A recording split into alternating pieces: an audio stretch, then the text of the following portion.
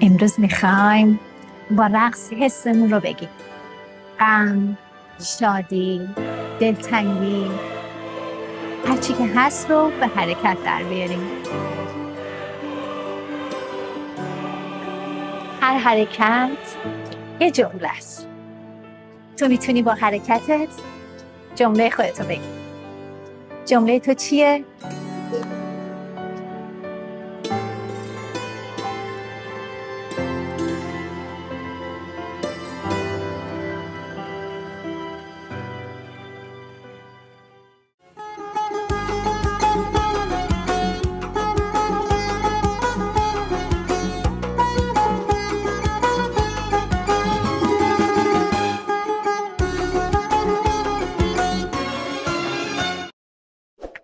امروز قراره بذاریم که بدنمون حرف بزنه.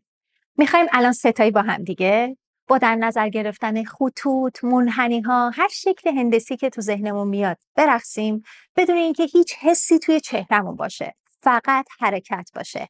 و بعدش میبینید وقتی حس اضافه بشه چقدر تغییر توی رقص شما ایجاد میشه. کسی قراره جمله خودش رو موقع رقصیدن بگه. بریم.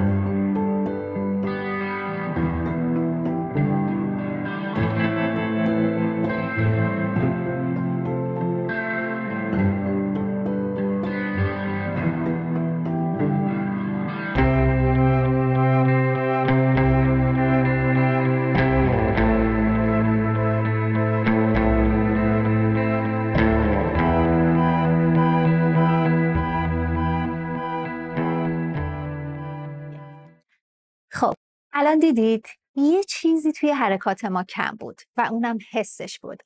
الان دوباره میخوایم برقصیم و هر کسی با هر حسی که از این موزیک بهش دست میده قراره برقصه. شاید یکی حس خاطره خوبی با این موزیک داره، یه لبخندی روی لبش بیاد، ولی یه کسی حس دلتنگی بهش دست بده. توی هر کدوم حس بدن ما متفاوته. من از یه جایی به بعد میرم عقب و از بچه‌ها میخوام که حسای مختلفشون رو بتونن نشون بدن. باز هم حرکات خیلی ساده با حس بدن خودمه.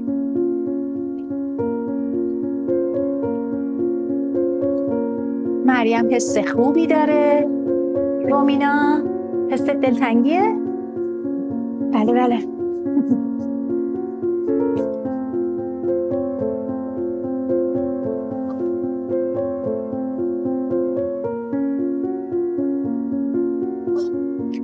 وقتی من حسم دلتنگیه ناخودآگاه یه جایی بدنم جمع میشه، انگار که دلم میخواد کاشکی کنارم بود اون عزیزم یا هر کسی که توی ذهنم هست. و بعد حس خودم رو بهش اضافه میکنم، میبینم من موقع دلتنگی بدنم چه شکلی میشه. یه جایی شاکی میشم، یه جایی ناراحتم، یه جایی دلتنگی حس خوبی بهم میده. ولی وقتی حس خوبی دارم بدنم رهاتره، دارم لذت میبرم از به یاد آوردن اون خاطره.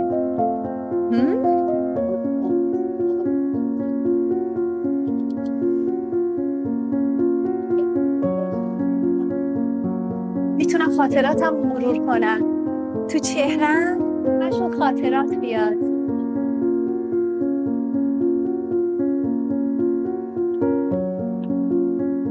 و باید دقت کنید موزیکی که کلام داره ناخودآگاه حس شما رو هم هدایت میکنه، ولی موزیکی که مثل این بی کلامه شما خودتون میتونید سناریو رو بنویسید و باهاش برقصید. حالا میخوایم بریم سراغ یه موزیکی که حس شاد بودن رو میخوایم داشته باشیم همه با هم. من وقتی شادم حرکاتم بازتره، رهاترم، حرکت‌ها نرمتر اجرا میشه، شکستی توش نیست خیلی زیاد.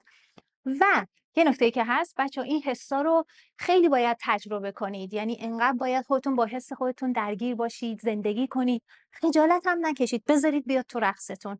حتی شده تنهایی بشینید توی اتاق و برقصید، اصلا براتون مهم نباشه. رومینا، حسی که داشتی میرقصیدی میخوای توضیح بدی یکم؟ Sehr gerne. Ähm, حسی که داشتم به نوعی دلتنگی بود. دوربین شما اونجاست، خانم شماره 2. بله. از اول لطفا. حسی که داشتم حس دلتنگی بود. بعضی لحظه ها Alles gut. alles Wir gut. können einfach kurz Cut machen und dann genau.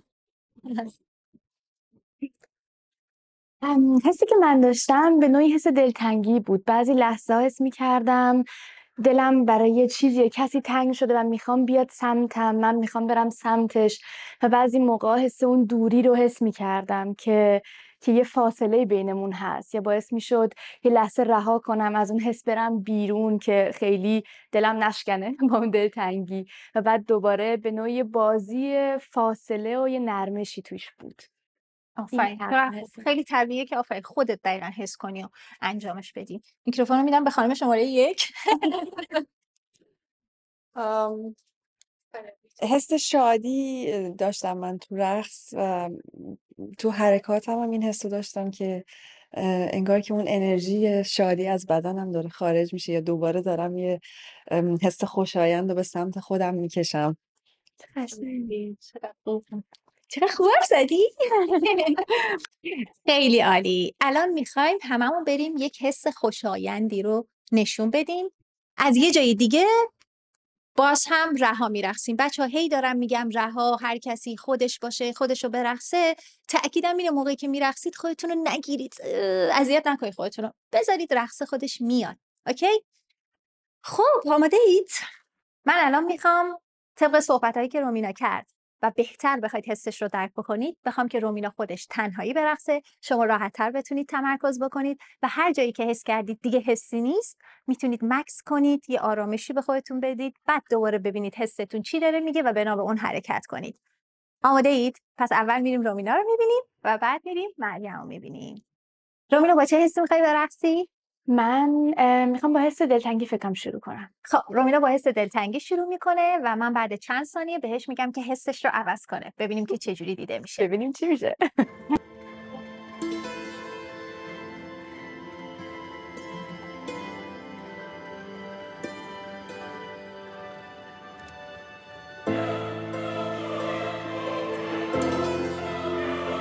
انقدر خوب حسش دلم نمیاد عوضش کنم.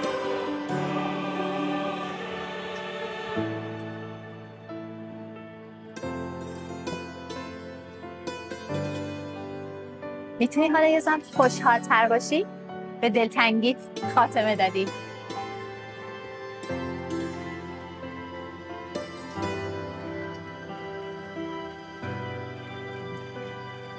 الان خیلی هیجانم به اضافه شده.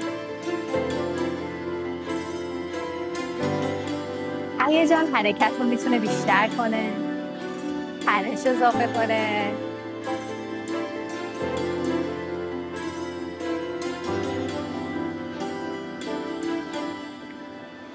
آخرش رو میخوام غمگین بشی، آخرش.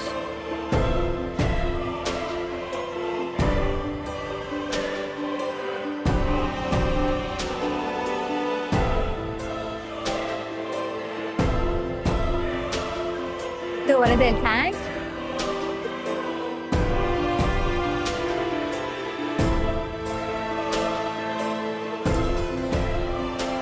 و غمگین از دلتنگی.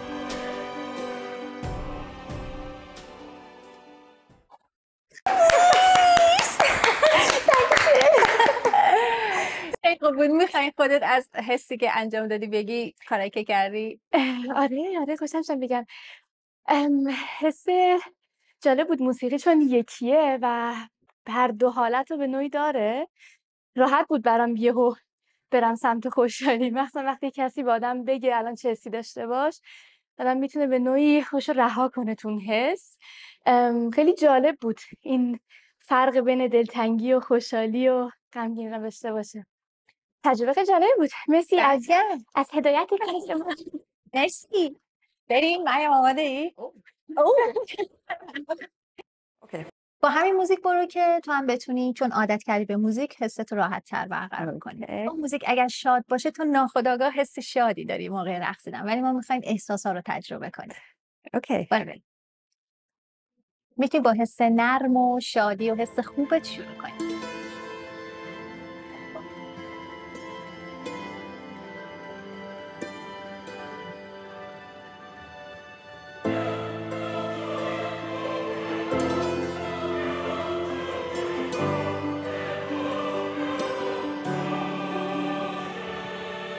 آفرین. حس شادی بچه‌ها اکثرا آدمو به حرکت در میاره و اینو مریم داره نشون میده با اسم خودش.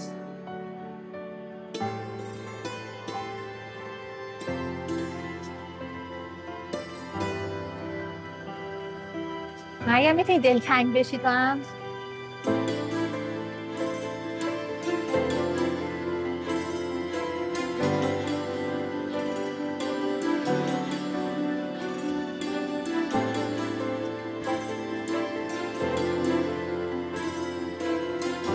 مریم الان روی ریتم داره میره بچه‌ها، دقت میکنی؟ میتونی عصبانی بشی؟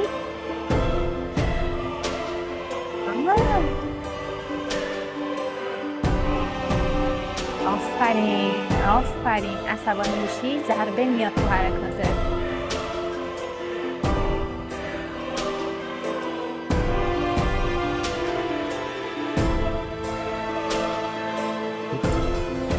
دوباره خوشحال.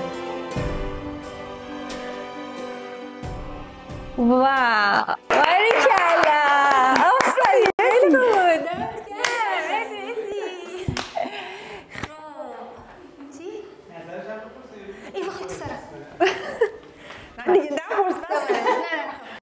خب ما هول شدیم، جو زده شدیم. خب مریم واقعا نظر واقعا.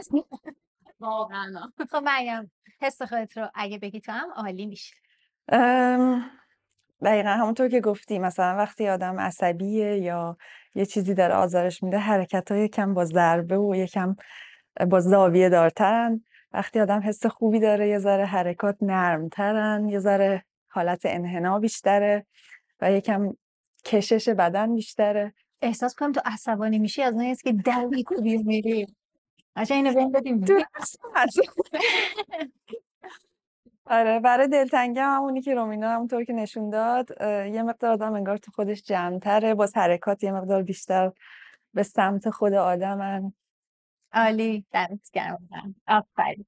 مرسی و مرسی از شما. ولی هنوز کارمون تمام نشده، میخوایم یه آهنگو باز همزمان برقصیم، شاد برقصیم و هماهنگ برقصیم. بچه‌ها قراره که منو دنبال کنن بازم اذیتشون کنن.